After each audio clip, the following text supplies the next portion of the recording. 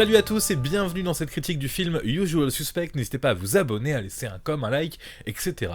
Usual Suspect, avec l'accent, est un film sorti dans les années 90 qui fait partie des classiques pour toute une génération.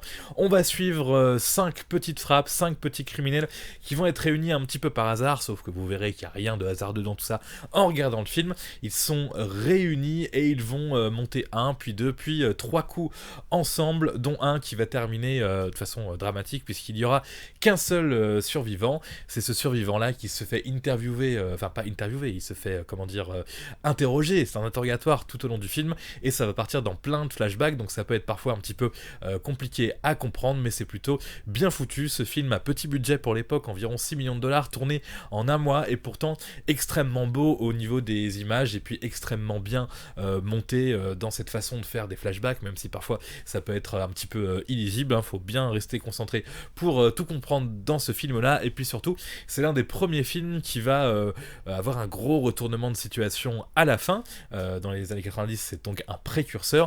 Moi, le problème, c'est quand je l'ai vu, je savais quel était ce retournement, puisque on me l'avait dit.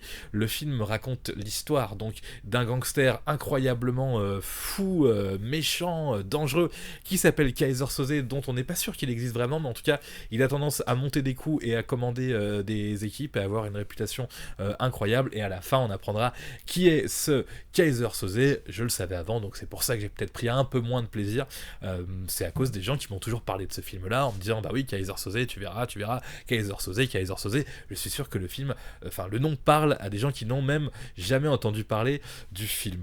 Donc aussi, il faut noter ce casting que vous voyez là sur l'affiche qui est juste magnifique. C'est que des acteurs qui ont eu, il faut dire, une belle carrière, mais qui ont une forme de charisme chacun dans leur genre, idéal pour faire une bande de criminels qui s'unit un petit peu pour faire des choses. J'essaye de pas trop dire ce qui se passe. En tout cas, ils vont être unis dans une affaire qui, comme j'ai dit tout à l'heure, terminera avec un seul survivant qui sera dans un interrogatoire. L'affaire est assez compliquée à comprendre, mais en tout cas, ça nous donne un film de gangster, un film de suspense et aussi un film d'action assez intéressant avec une esthétique vraiment incroyable par rapport au budget et par rapport à l'époque de ce film-là.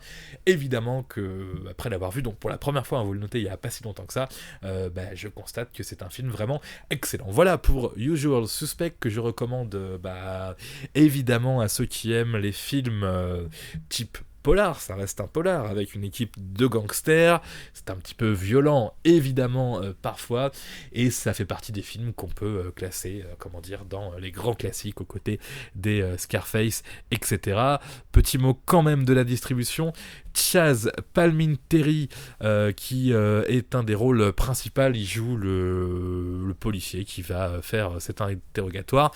Kevin Spacey, Gabriel Byrne, Stephen Baldwin, Kevin Pollak et Benicio del Toro, nos 5 gangsters. Et puis les autres sont un petit peu moins connus forcément dans le casting, mais vraiment casting assez bon pour nous faire un film de gangsters qui est différent des autres, je le redis, par rapport à son retournement de situation à la toute fin du film. Et je termine en disant que j'ai vu ce film sur Prime Video. Il y a des bons films quand même sur Prime Video, il faut le dire. Allez, au revoir.